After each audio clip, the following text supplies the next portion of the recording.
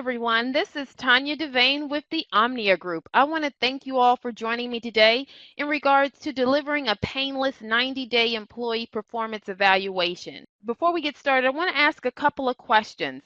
Raise your hand if you like conducting performance reviews and or if you like receiving performance reviews. And the way you raise your hand is at the top of your screen, you'll see a man that looks like he has his hand raised.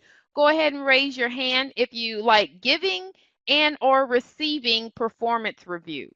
Don't see a lot of hands going up. Of all the people that we have on the call today, I'm going to say probably less than 5% like giving or receiving performance reviews. And that is typical because performance reviews are one of the most dreaded responsibilities that managers have.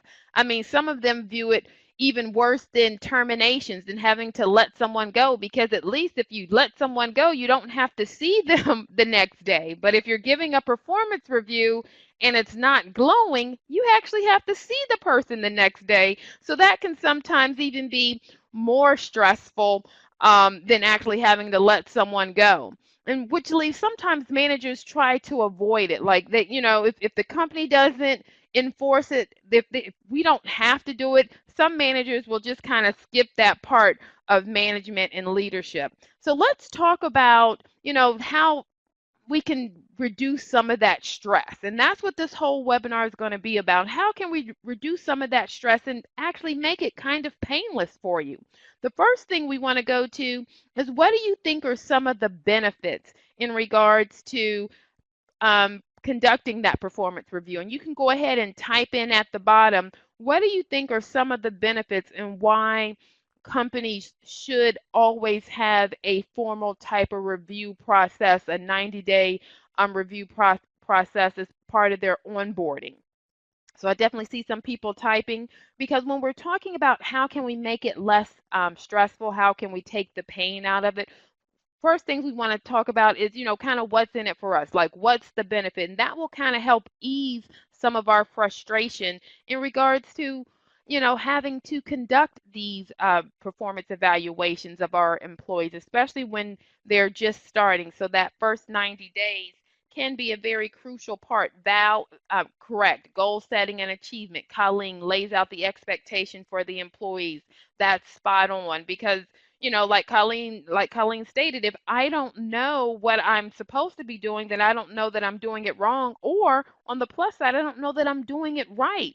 And so we definitely want to lay out kind of what that expectation is to make them aware of their strengths and weaknesses. That's spot on, Tiffany, correct. You want to make them aware, and you want to do that in that 90-day period. So I definitely see some great suggestions and benefits coming through. I see a lot of people typing in, so I want to thank you all for definitely participating. And I will be asking questions throughout. Employees need to know if they are meeting the employer's expectations. Correct. Identify training needs. That's going to help you moving forward to that next milestone, to the 120, to the 60 month, to the year, by creating these milestones and having these performance evaluations throughout their tenure. That's going to help them grow. So you all are spot on. I want to thank everyone for participating in that question and answer session. So when we're thinking about the benefit, there's three. I like to put them in three big categories. One is the employee benefit. And that is, when we're doing the performance evaluations and when they're done right, the reviews can inspire your people to achieve greater heights. And that will get them focused on business goals. So it'll help out leadership as well. And it will create teamwork, which benefits the company as well as the culture. Performance reviews can be one of your most powerful employee growth tools. So let's break down each one of these a little bit further. So when we're talking about employee benefits, within that first 90 days in a new position, new employees have had an appropriate amount of time to kind of get adjusted to the role, to get acclimated to the company. And it's a perfect, in a perfect world, they would have actually had a chance to actually execute maybe some small projects and got some goals, kind of under their belt that they were able to check off. And so one of the benefits is letting them know early, and a few people said that in regards to letting them know what the goals are. But on that 90-day performance review, that discussion can serve as truly a checkpoint for employees on their progress, letting them know how they're doing so far. This provides an opportunity to receive feedback on initial performance and allows you to actually reinforce the things that they're doing well, and then giving them a chance to kind of make corrections on things that maybe they're falling short in, some things that they're having challenges with. The next benefit for the employee is it opens up opportunity, meaning you can have that open door policy. It creates an environment that we can have a discussion. Of course, when we start that new position, we all feel like that first day of school and we're the only kids sitting in the lunchroom and nobody else is around, or we're the last one to get picked for kickball or things like that.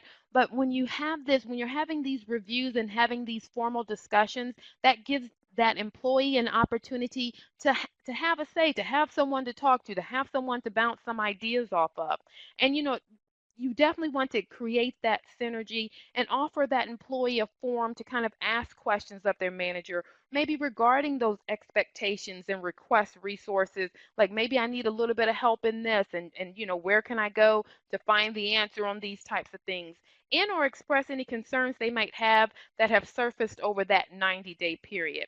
So it's just so they don't feel like they're being heard. So this is really that groundwork in regards to creating a true open door policy, creating a true relationship where they feel comfortable coming to you, asking questions, or coming to you with suggestions. Ultimately, that 90-day review sets the employee up for success for, now, the next review, and for basically their whole tenure with your organization. That's how important that 90-day review is, and what truly how beneficial that is to the employee. That next piece is the manager benefit. So this is talking about you, like what's in it for you all who are doing them. We want to get something out of this too. So ensuring the smooth transition and the early success of a new hire in the first 90 days is truly one of our key responsibilities as managers. While managers should be checking in, definitely on a regular basis, I'm not saying that the only time you check in with this employee is on that 90th day. You really should be doing, kind of more formal 30, 60, and 90, but then some informals in between those checkpoints are very beneficial as well. And one of that benefits is one, succession planning. I remember when I was hiring, I would always have like a tickler file of people that I knew that if something happened, this is kind of the direction that I'd want to take. It's kind of like more of that Excel spreadsheet, kind of an organizational chart for my own department. So I would kind of know if this person leaves, who could potentially move into that role? Where could I move these pieces? And I always had that ongoing. I mean, it was a live, active document that I would go to periodically, kind of make the updates and see if, people see if they've shown some more challenges or some more strengths in different areas that would help me move them around. This is really the time when managers can gauge that future of the new employee and make that determination if this is a great hire, in regards to the position as well as to the culture, to the company. A review truly provides you that structure to that process and assessing the potential success of the employee. And then next, it kind of helps you clarify the objectives. The review is an opportunity for you to clarify the expectations to the employee and, to ensure that the employee knows and understands exactly what they're being measured, what are the expectations. You and the employee can now have a discussion to talk about their previous goals, to adjust maybe some current goals, and then also think about the future goals that you want them to achieve. And then lastly, creating that synergy. Now, we talked about the employee feeling comfortable having that open door policy, so that's the benefit on their side. Now, the benefit on your side is you're building that relationship with the employee. They're going to feel more comfortable, which means that they're going to also feel comfortable in regards to maybe having discussions with their teammate. You are creating the synergy for that department.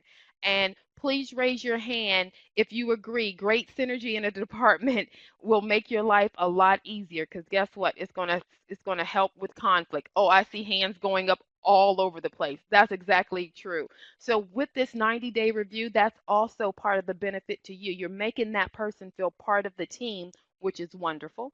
And if they feel part of the team, then they're going to work harder because they're part of a team, and we're going to have less conflict. Now, I did not say that you're going to get rid of all of your conflict, but if we could just reduce it by some, I know that would be beneficial. Basically, the tendencies you see early are the predictors and the behaviors to come. The consequences of not managing this process early on and getting kind of in front of it, we've probably all experienced, is the employee that's been there for 6 months, a year, and they're really draining resources in regards to draining your time and energy, draining other people's time and energy. So getting in front of the situation is definitely a benefit to you. Then that last benefit that I kind of like, the big category, is the cultural benefit. Performance reviews contribute to several important organizational outcomes. Think about the improved performance. It enhances that 90-day review can decrease the amount of time it takes to get people up and going, to get, they want to hit the ground running, and having a 90-day review process will assist in that goal. 90-day is about the appropriate time where people should have kind of gotten adjusted to what this job looks like in real life. Now, I read the job description, but now we're actually doing the work, and sometimes that looks a little different than the job description, just because your business is a living, breathing, excuse me, organism. So things change as the door opens, or as as the phone rings, things can change on a dime. So getting early in, on that 90-day review can kind of help you in regards to navigating those changes to help improve performance. Also, it's going to help you in your retention, because better hiring decisions will be made by understanding the struggles your new employees are going through when you're onboarding them during that 90-day review, because it is not just you telling them how they did, it's also kind of a review on how you're doing in regards to, do they have enough resources, do they feel like they were properly trained for the goals that were assigned to them, or the tasks that were assigned to them. You want to have that data to use to compare the effectiveness, basically, of your recruiting sources, and make sure that you're targeting the right type of people, and that and the brand or the marketing piece that you have out there about the position is accurate. So ultimately, that 90-day performance review is an important leadership tool that contributes to performance and to sound HR hiring decisions. It gives you a wealth of information to help you move through different positions and hire for different positions and retain the top talent that you want. So, before we start talking about the actual review, conducting that actual review, let's talk about what we're reviewing them on. And that's really talking about setting goals. One of the manager's key responsibilities is truly encouraging the growth of their employees. And a way to do that is establishing goals. And, we want to first make sure that the goals that we establish, so this is, during the interview, during the onboarding period, during that 30, 60 day before we get to the 90-day, we want to make sure that the goals that we're setting up are actually in line with the company objectives. Because if we have them going on a bus that nobody wants to go to, the destination is no place that anybody would want to go, then they're on that bus wasting time. So we want to make sure that it's aligned with what we need. Also, you want to help the employee kind of identify goals. Invite the employee to identify some goals as well. Managers may have certain goals in mind for each employee, but they will likely get insightful answers if you actually ask the employee to identify some goals as well. And then that helps you also make them put a little skin in the game. And now they've set these goals up as well. So now if they fall short, that's on them as well, and not just, well, the manager, she's never done this job before, she has no idea what this looks like. But now they've actually are, creating goals themselves. So help them identify some goals as well. And we've probably all heard this before. You definitely want all of your goals to be SMART. The specific, meaning a goal that clearly states who is involved. You want it to be measurable, setting concrete criteria that measures progress towards reaching the goal. And then you definitely want it attainable, improve the likelihood of success. I mean, we want to create stretch goals, but we don't want the goals to be so far stretched that we actually break them. So we want to push them, but just not push them over. And then you want to make sure that they're relevant. And that goes back to aligning them with the company objectives.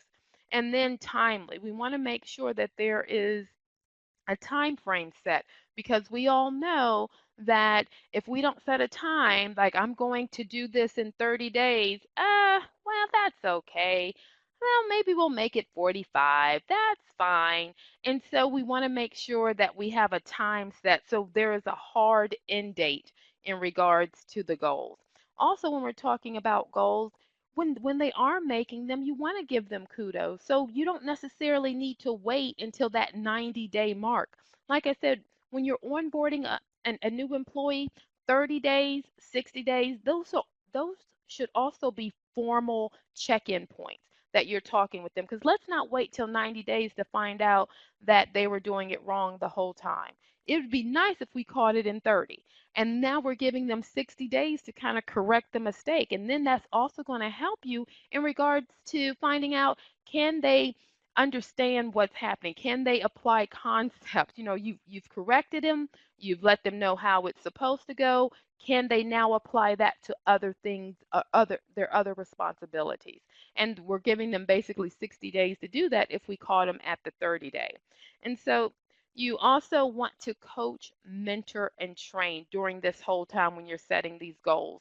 So we've set the goals. You want to coach them on how to reach them. You want to mentor them and then train them as well. Because remember, they are new to, they're new to this position. And this is even if you've promoted someone and they were an existing employee. They should still be going through these same processes, not just for complete new hires. Basically, by setting measurable and attainable goals, that you're not only going to guide improvements for on the employee, but you can actively help strengthen the business and enhance the reputation of you're going to be the employer to go to. Like you're going to be where people want to work because the word is going to get out there that you all have an awesome onboarding, training, mentoring program. So when we talk about that coaching, mentoring and training, one way to do that is by having an actual form. I mean, I believe in putting pen to paper, especially when we're talking about coaching and mentoring new hires. This is, it's a very innocent form, just kind of talks about what did you observe. So when you do go and have those meetings, you have some concrete information, not just, oh, well, I remember that other day that I think I heard you say, well, let's not think and I remember kind of sort of maybe iffy. No. When we're talking about reviews, we need to have some concrete, real factual information that we can really grab a hold to and show them. So a great way to do that is by having that employee coaching companion. And this will be a form that you can download at the end of the presentation. But when we're thinking about that coaching, mentoring, and training, you want to think of the 3 C's as well. You want to be consistent. You want it to be continuous, and you want to communicate it. So I would always, I would let the employee know these are the pieces that we're going to measure. This is what the form looks like. I don't want any surprises. I don't necessarily like surprises unless it's my birthday. So let's not have any surprises at work. So I would show them the form so they would know exactly what this looks like. I would also show them the appraisal form as well so they know exactly. So we're all on the same page. So there's nothing, ta-da at at that 90 days saying, hey, yo, this is really what we were measuring you on. And then we can have an open discussion. But we want to make sure that it's consistent. Don't just kind of think that it's a one and done. You want to continue this. I mean, I've been with the Omnia Group for 9 years now, and we still have these coaching pieces because we're always learning and growing. I'm talking to clients every day, and they're having new issues, new concerns, and this is the way I handled it. So we can all grow and learn from these experiences. And you want to communicate, you definitely want to communicate the good, the bad, and the not so pretty, as I like to call it, so we can all be on that same page, so we can all grow. I mean, if I think that I am awesome and I'm doing everything right and I'm hitting it out the park every single time, how am I going to improve? So you want to make sure that you're communicating everything to the employee. We want to be open and honest, and kind of like, no black veil here. This is all sheer and see-through. And that's how you want to kind of have um, the culture be within your organization in regards to having these 90-day evaluations. So now that we know the benefit and we know what we're measuring and how we're going to measure those things, let's actually start talking about how to conduct this successful performance evaluation. And there are 5 different steps to this, and we're going to break down each step individually. So the first one is the groundwork, and then location. We're going to talk about communication, the meeting, and then the conclusion. Conducting an effective performance evaluation is truly like painting a room. If you do all of the prep work diligently, like the sanding, the spackling, the taping, the priming, the actual painting is actually the easy part. If we do all that prep work on the front end, and this is the same for employee evaluation. If we get all the groundwork done, that's definitely going to take the pain, the stress out of conducting it. So let's go ahead and get into that prep work piece.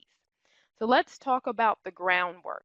So when I say groundwork, what do you all think that I mean? So what do you think are some of the first steps that you take in regards to the employee evaluation process? And you can go ahead and type in the bottom about what do you think, what do you all think is some of the prep work that goes into conducting evaluations? And or better yet, what are some of the things that you all do to prep? Because I did see some hands that said that you all enjoy giving and receiving performance evaluation. So what is some of the prep work that you all do? Okay, I definitely see some people typing. And if you think about painting that room, I know I just painted my bedroom. That prep work was, it was very daunting. I did not want to do it, but I was like, okay, if I do this, it's going to be perfect. I'm going to get the color that I want and everything. So yes, how well the new hire fits the position, as in how well they'll catch on and fit in, that's perfect. That is some of that prep work. Mock up performance appraisal forms. Right on, Evelyn. Definitely do some of that as well. And thank you, Tiffany, for talking about how the new employee fits in. That's definitely something that you're going to be thinking about in that prep work, in that groundwork. You're going to be doing that as well. And you've given them some goals. And so how quickly did they catch on? You gave them some responsibilities. You gave them some projects to do. How well did they catch on, and how are they fitting into the organization? Because that is an important part in regards to that cultural fit. Because, I always say people leave companies, they don't leave positions, because we all have to work somewhere, but it's about working someplace that we want to come to every day and not sit in the parking lot and make life decisions about, am I going to go upstairs today? And talk with the supervisors about how they're doing. That's excellent, Lisa, especially if you're not the direct, if they don't directly report to you. Get some other people, get some information from some other people as well, and that will help you have that more well-rounded type of conversation with the employee. These are some excellent suggestions. You all are spot on when we're talking about the groundwork. The key to the success is advise. You want the employee to know that a review is coming up. I would suggest kind of giving them a week's notice, letting them know that the review is coming. I would also give them the evaluation form. Let them fill it out on themselves. See how they, do a self-evaluation. That one helps them see what they are being measured, and then also gives them a chance to kind of brag on themselves and talk about some of the strengths and challenges. Deb, that is correct, keeping them on track through that first 90 days. So you want to advise them that the meeting is coming. You want to set aside some time, I would say probably about at least an hour, that's mutually convenient for both parties involved. And then next is the review. At this point, maybe you should go back and review the job description because there's more than one position in the organization. Let's just review and make sure that we understand what the job description is, what the goals are, what are the goals that we've set at that 30, 60, 90-day mark. What you want to know what goals were met, what goals were not met, recognize any constraints maybe that have prevented them from reaching those goals. And you also want to do a SWOT analysis and think of their performance in these terms. What are their strengths? So that's the S. What are their weaknesses, which is the W? What are opportunities do you see them in regards to their performance? That's the O. And then the T, what are the threats do you see with regards to their performance? So you want to, look at them in regards to what are they bringing to the table? What do they need help with?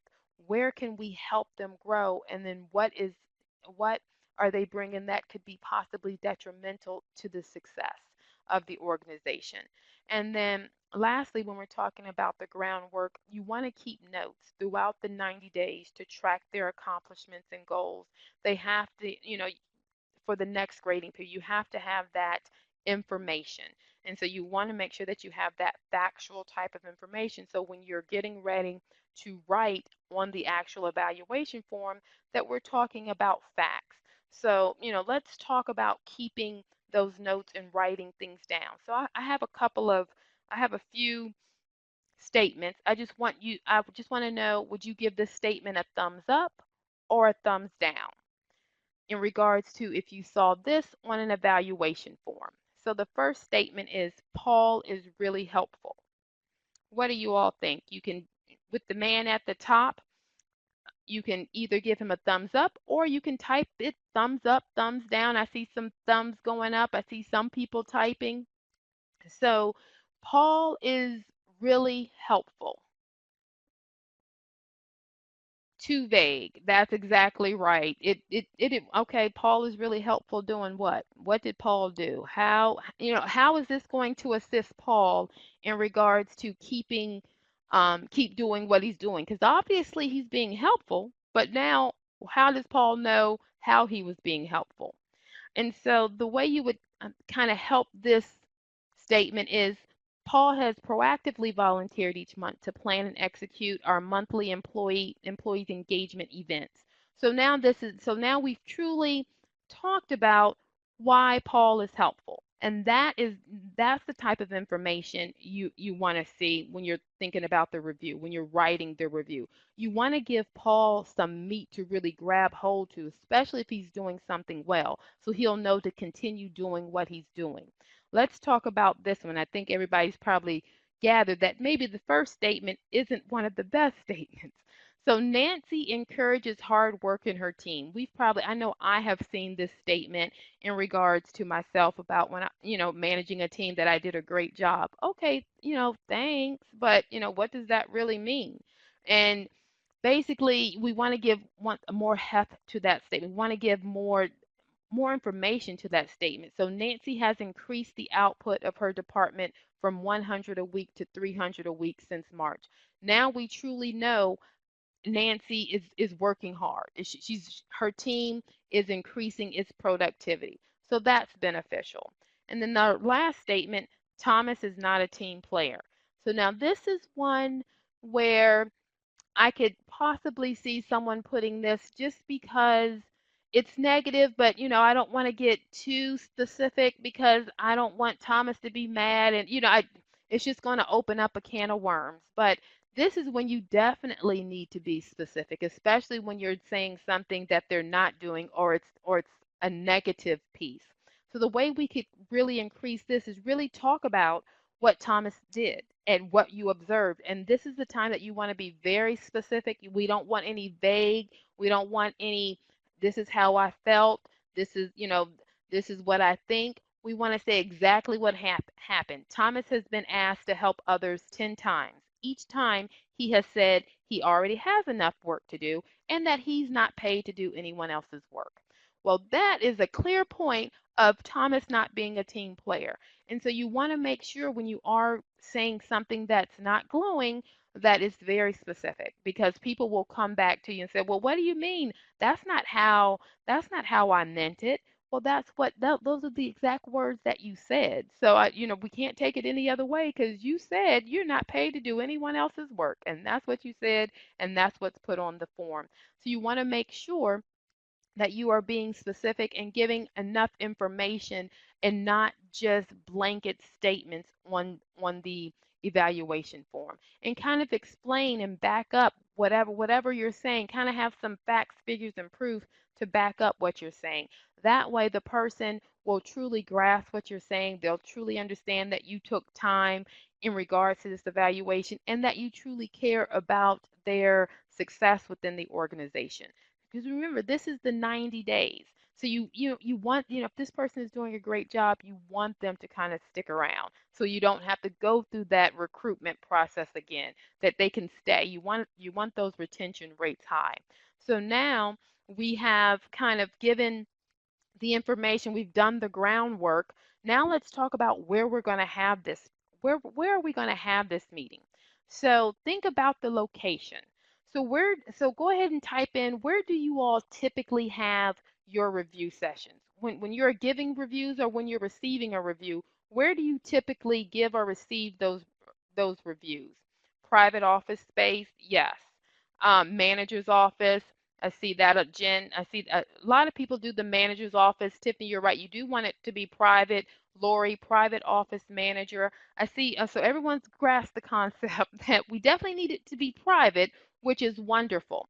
But excuse me, when we're talking about location, make sure that you have that appropriate setting. And so a lot of people have said that, Evelyn, great, that conference room. That is wonderful to have it in the conference room if possible, because you want to have an appropriate setting to which deliver the appraisal. You want the setting to relax the employee and not add to their anxiety, because the employee is already nervous, like, oh my goodness, what is this going to say about me, especially at that 90 day, because they've probably left the position, they started this position, so I really need this to kind of work out because I don't have a plan B. This is where I want it to work, and so I kind of want to stay here.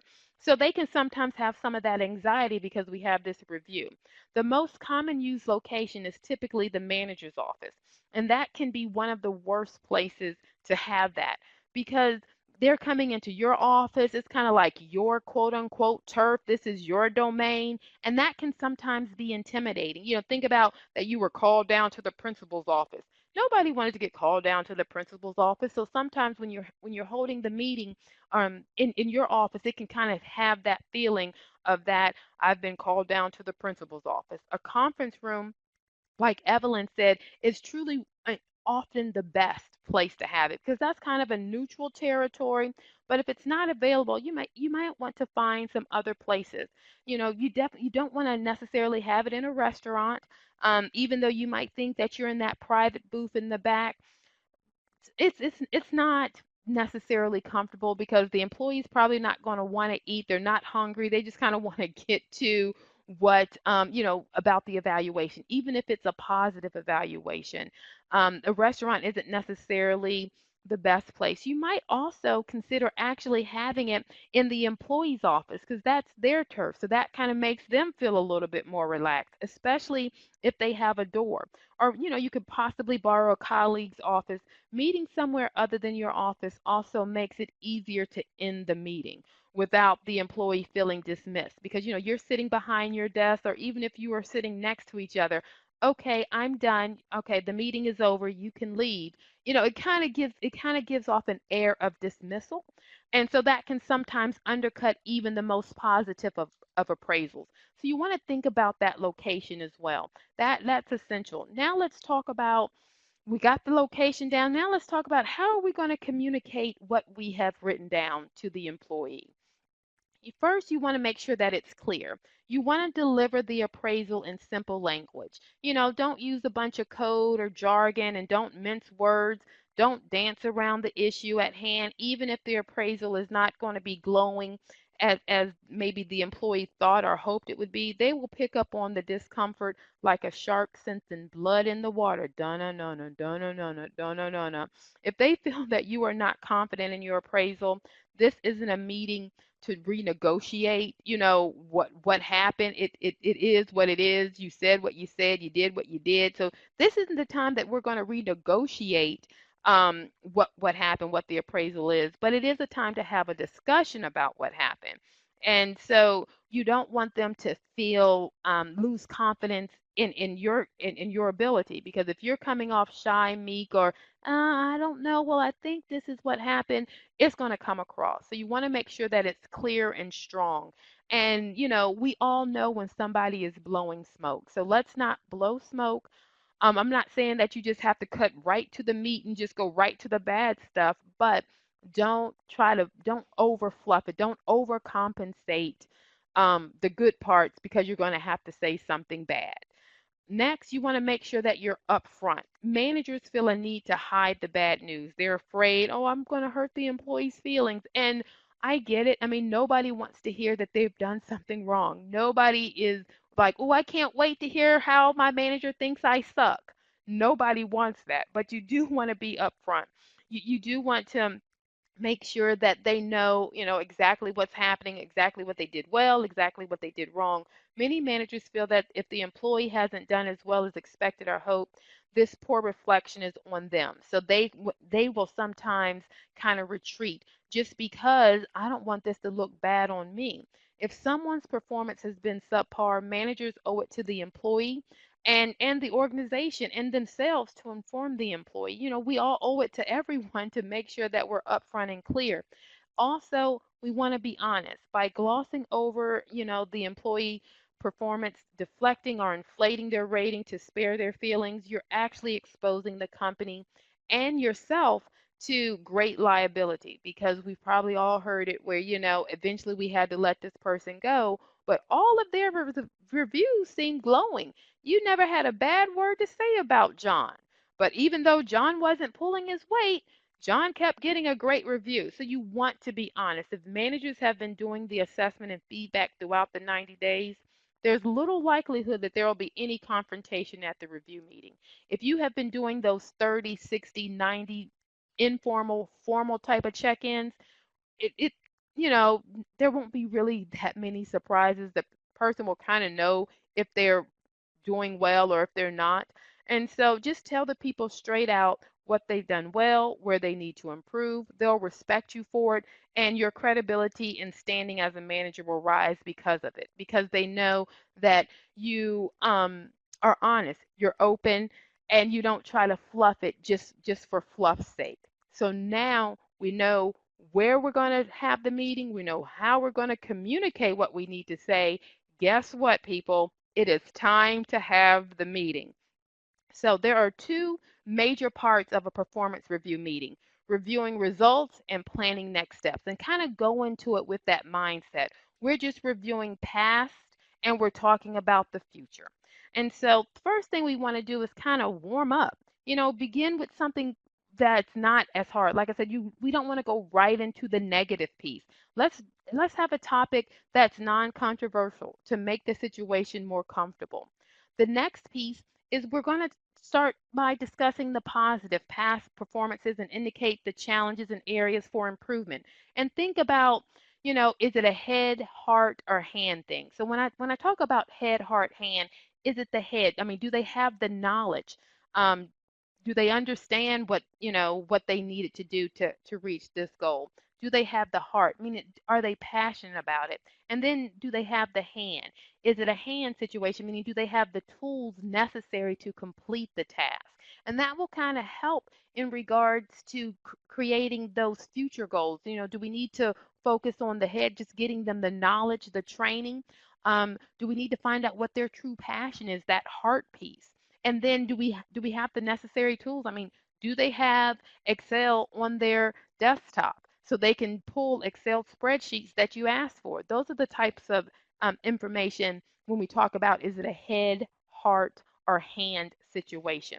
Seek the employee's feedback as well on how he or she can improve performance in the targeted areas as well as areas they're already performing well. Like ask questions. You did, once you give them a kudos and congratulate them on attaining that goal, ask them how did they do that? How did it feel? What steps did you take to accomplish that?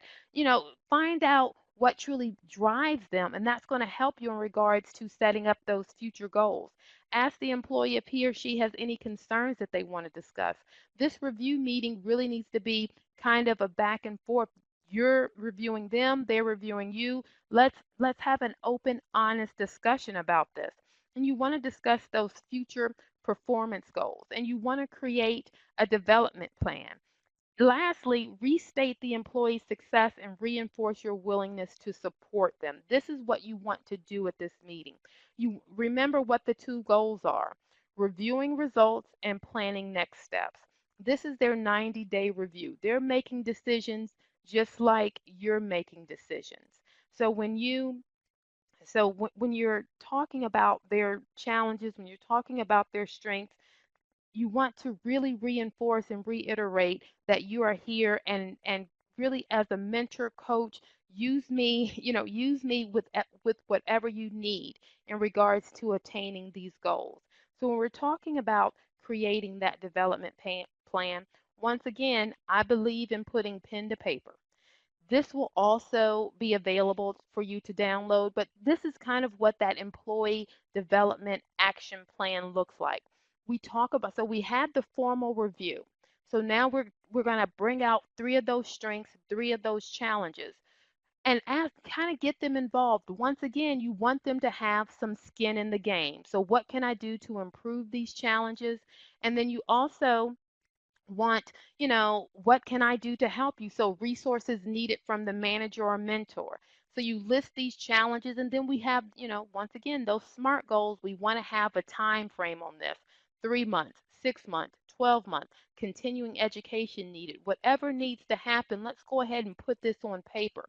So when we do come back for that next review meeting, we can bring this to the table as well, and we can kind of see how we are in regards to reaching these goals.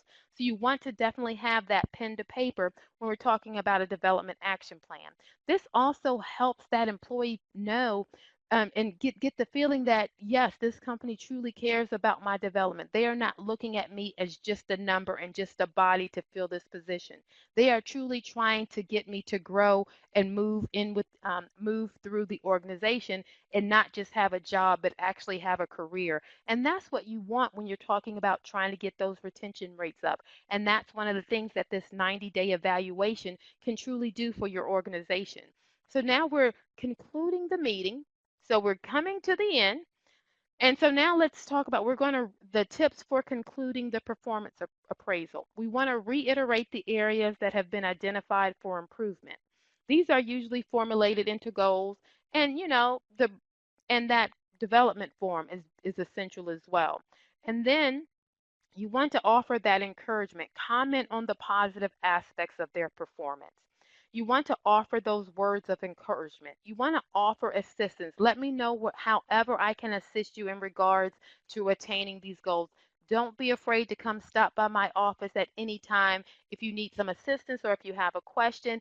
Also, if you've set them up with a mentor, which I definitely suggest during that first 90 days, during that onboarding period, they should have a peer mentor that they can go to for questions. Because sometimes, new people, they may feel nervous to go ask their manager or supervisor because, oh, I don't want them to think that they made a bad hiring decision or that I'm dumb or anything like that. So providing them with a peer mentor is also essential to help them in regards to that retention piece. So having that assistant, and that's also a nice person to kind of go to before that review meeting to kind of get their input in regards to what have they seen, what are some of the questions possibly that the person has asked. So that's that's a nice little piece as well. And then having that open door policy. You want to invite the employee to engage in an informal or formal discussion anytime the employee wishes. Having that open door policy is wonderful. I worked for a company that they said they had an open door policy. My manager said, yes, you can come in anytime. Her door was always open, But guess what? It was not it was not truly an open door policy. It was really the if she said good morning, then it was an open policy day. If she did not say good morning, then it was not an open policy day. So truly have an open door policy, and that can really you can really generate that type of feeling by having these check-ins, by having that 90-day review. So now let's talk about some of the pitfalls that we want to avoid. So we have the location, we've done the review, we've concluded the review, we have our next steps, we have our goals, they have their development plan, we know where we're going for the next 30 days. So now let's talk about some of the pitfalls to avoid, especially the when you are completing the assessment. Sometimes we have this golden child, or some of you may know it as the halo effect, the tendency to overrate a favorite employee or an employee who had a prior good rating.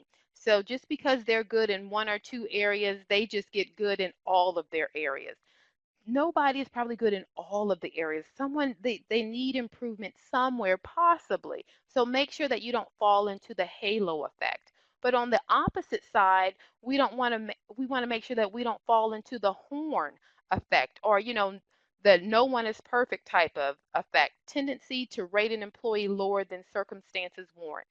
They fall short in one or two categories, so they fall short in everything. Well, that's kind of hard to believe that they fell short in every single matrix that you had.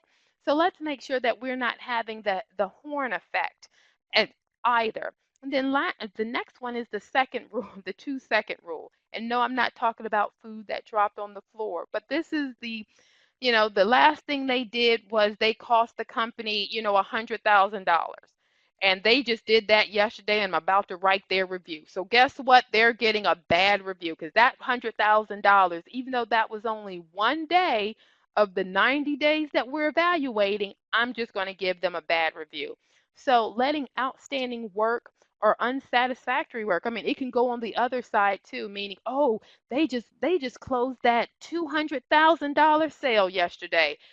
They are excellent. I love them. I'm going to keep them. They have excellence across the board. So it works both ways. Make sure that you are reviewing the whole time frame and not just the last thing that you remember.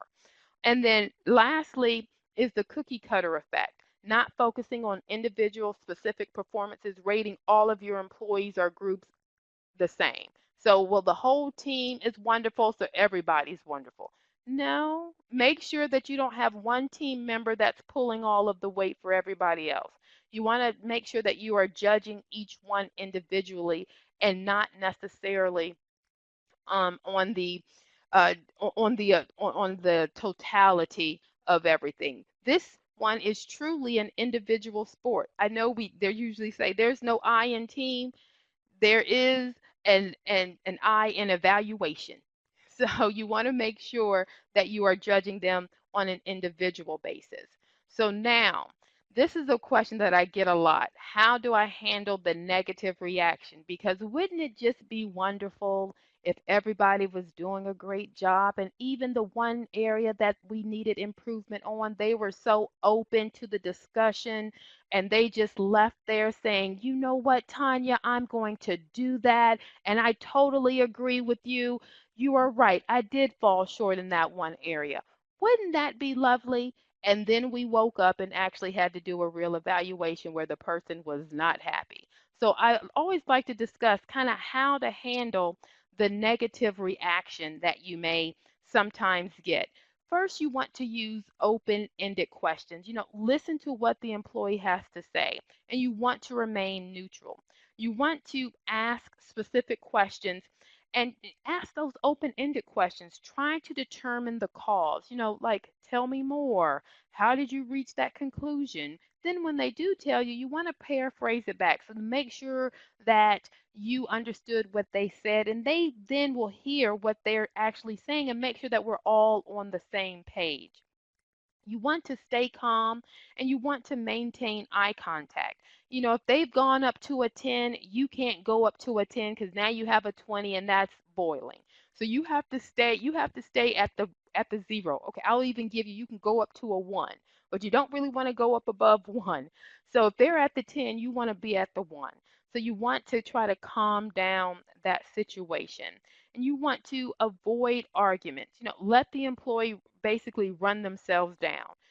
Let them have talk for as long as they need to talk until the employee can listen to you. Because if you are both trying to talk at the same time, no one's being heard.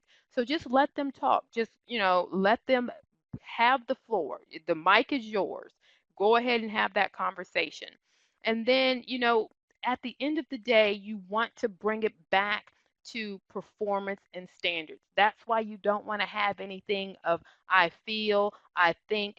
Bring it back to the goals. Bring it back, either you did make your 100 calls or you did not make your 100 calls. It's either black or white, basically in regards to the goal. So you always want to come back to performance and standards. Now, if there was a reason that they didn't make the 100 calls, well, the phones were down for, 3 days that week.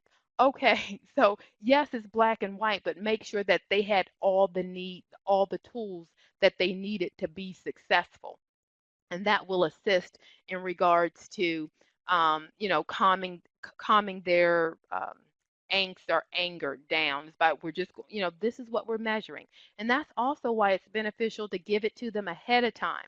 When I started here with the Omnia Group, they gave me my performance evaluation, meaning these are the areas that we're going to be graded on. So now I knew day one what they were looking for, what success looked like in this organization in my role. And so now during that 90-day period when I came for my 90-day review, there was no shock. There was no need for me to get angry or upset for something that I may have fell short on, because I knew that going in. And so that helps in regards to, well, I know I fell short here, but these are the steps that I'm going to take to not, to make it the next time. So our next review period.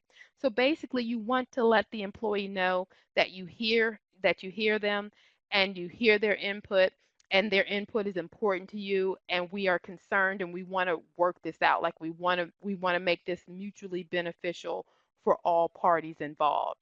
So when we're wrapping up, for the review, to make it painless, be specific. Just, lay it flat out.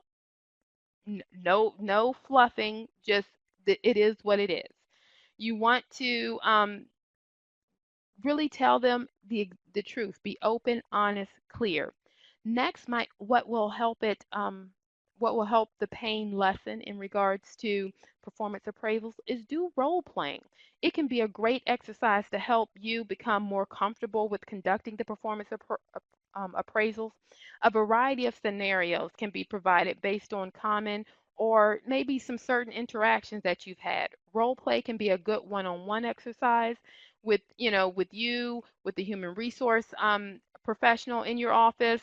And you can play the employees. You can hear how the HR person would answer that type of question, and you can also be the person actually doing the interview. So you'll know that as well. And then you want to think about, how would you feel? Like, put yourself in their shoes. So if someone said that to you, how would you feel? So if someone said Paul did a great job, how would you feel, Paul? Think about if you were Paul. How would Paul feel hearing that?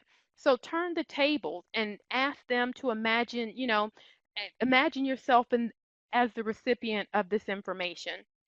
And then lastly, when we're talking about wrapping it up, employee feedback. You want to get information back from the person that you reviewed. It can be very enlightening for managers to seek feedback from the employee about the effectiveness of their performance appraisal skills. And how did this process work for them? How beneficial was this? What are some of the challenges you see within this process? Because, we're all learning, growing. Although, this can be difficult to do, especially as a manager. Like, I don't want my people critiquing me, but it helps. It will help, it will help on the next review piece. For those who feel comfortable asking for this type of feedback, it's very beneficial in regards to what you receive back and how it can help you improve in regards to giving these types of appraisals. And that's going to help lessen the stress the next time. And so when we're thinking about that development piece, so now we've done the appraisals, we've gotten the feedback, and now we're talking about that development. Think about using our professional development tool. It helps in regards to finding out the natural behaviors. It helps in regards to educating the employee as well as yourself in regards to their strengths and challenges.